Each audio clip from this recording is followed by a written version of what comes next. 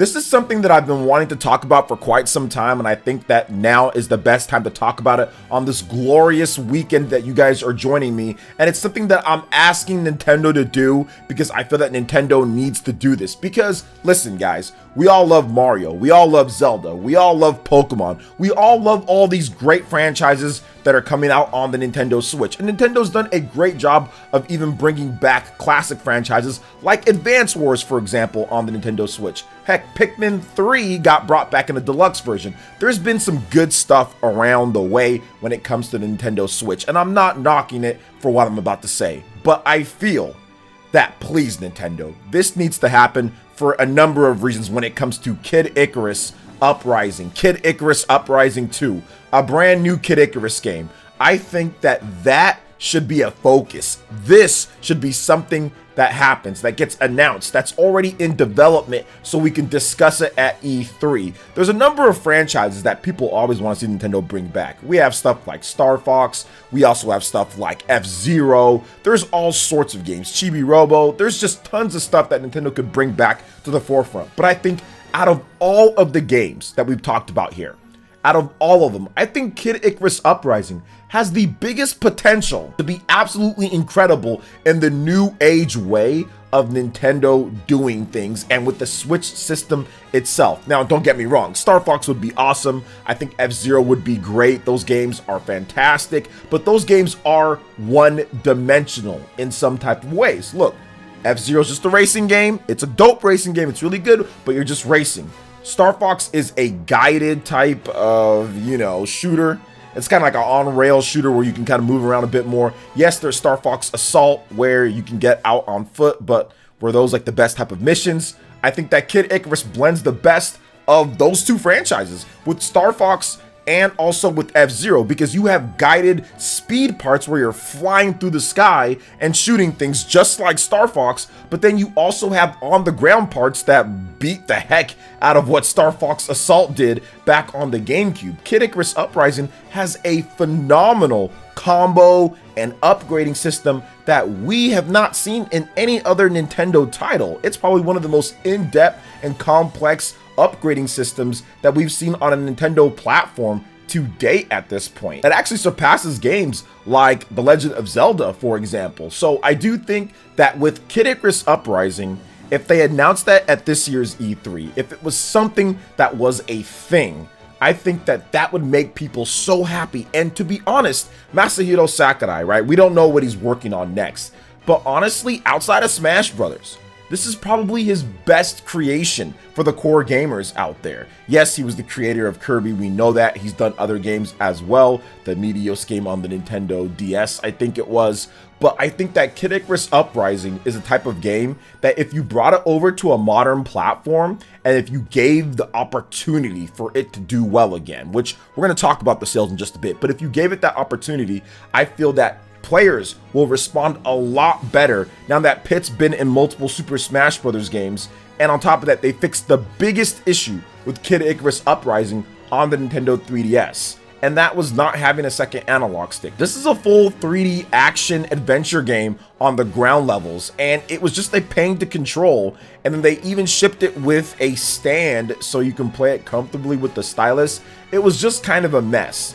Now with the Nintendo Switch, you fix all of that. Now, Sakurai did talk about why they couldn't do it on the new Nintendo 3DS with the second nub. I guess there wasn't enough room or space for an update or whatever. Either way, you can fix all of that if you take that game and if you remaster it or if you remake it on the Nintendo Switch, which would be a very expensive type of thing to do. And I get that. The game did not necessarily sell particularly well, but I do think in today's day, it could sell a lot better than what it did back then. Very similar to how Metroid is at this point. 2D Metroid was in a slump for such a long period of time. If you think about it, the Super Metroid game and the Metroid game on the NES were the best-selling 2D Metroid games, despite multiple other 2D Metroid games releasing afterwards. Now Metroid Dread comes out, and 2D Metroid is in. People are loving it. Obviously, we have Metroid Prime 4 coming out at some point, but 2D Metroid ballooned and exploded in sales.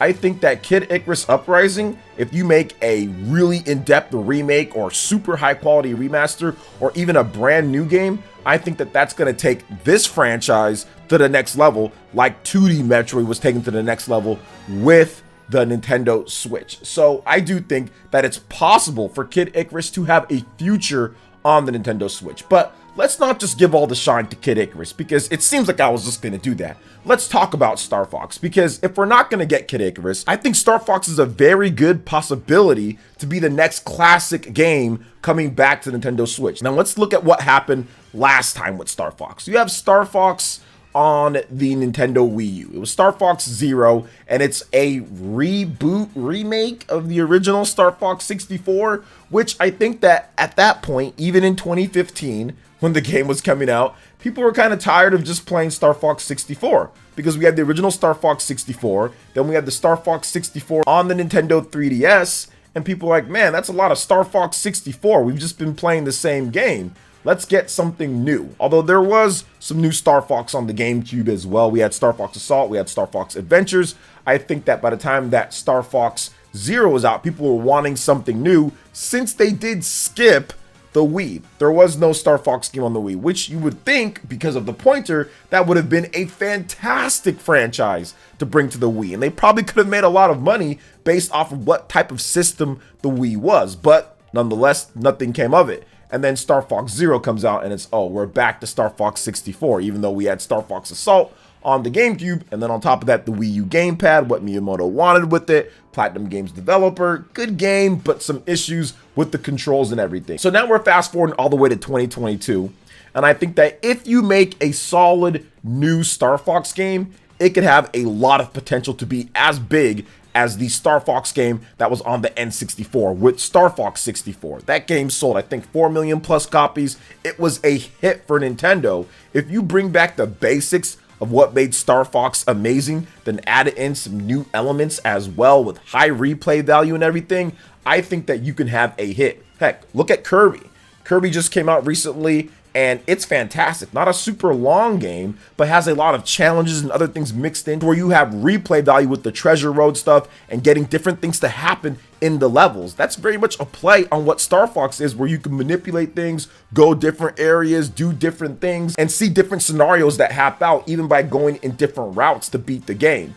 That could be something that could be so cool for a new Star Fox game on the Nintendo Switch, hopefully at E3. So I'm going to go ahead and call it here, guys. This is something, like I said, this is a video that I've been wanting to talk about, and I'll probably make more when it comes to what I want to see at E3 and what's going down and what franchises need to come back. I think that my 1A franchise that I'd love to see, or one franchise, would be Kid Icarus Uprising. I think that anything from the Kid Icarus franchise, the Uprising franchise, on the Nintendo Switch would be a huge thing for the system. Yes, it might not sell, 10 million copies, but not every game needs to sell that amount. It can be something to where you can increase your brand and value because you have another IP that is a multi-million seller, like a Metroid Dread, for example. So I think that I'd love to see that. Now, 1A would be Star Fox. I think that Star Fox has so much potential, untapped potential, on what they can do with modern hardware and with the Nintendo Switch itself.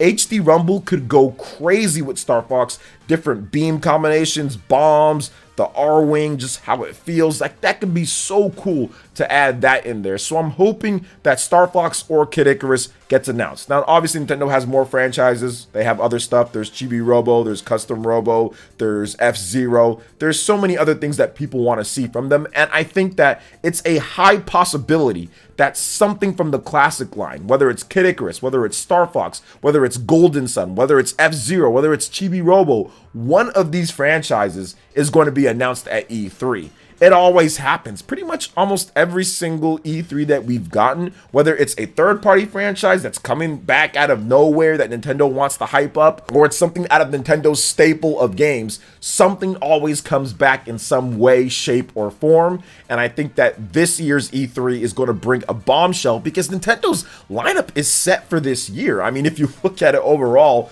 we've got Fire Emblem that's already set. We've also got Mario Strikers that's set. We've got Bayonetta 3. we've got The Legend of Zelda, we've got Xenoblade Chronicles 3, we've got Splatoon 3 as well, and eventually the Advance Wars game is going to release at some point. So that's a lot of games, and pretty much you can carry that with the Switch, you know, for the rest of the year, on top of all the other third-party stuff, little games here and there that are coming, like Live Alive and things like that just look absolutely incredible. So I see something from this old school plot being brought back, and I wanted to make a video talking about what I think it could be. So Kid Icarus would be the game that I think, but if they did it, that'd be the, I would say, the most ambitious one, because Kid Icarus's gameplay is a mix of so many different great Nintendo franchises, and then also births brand new concepts that they haven't really replicated since then. It's a very unique and interesting game that I think that so many gamers would love if they got the opportunity to play it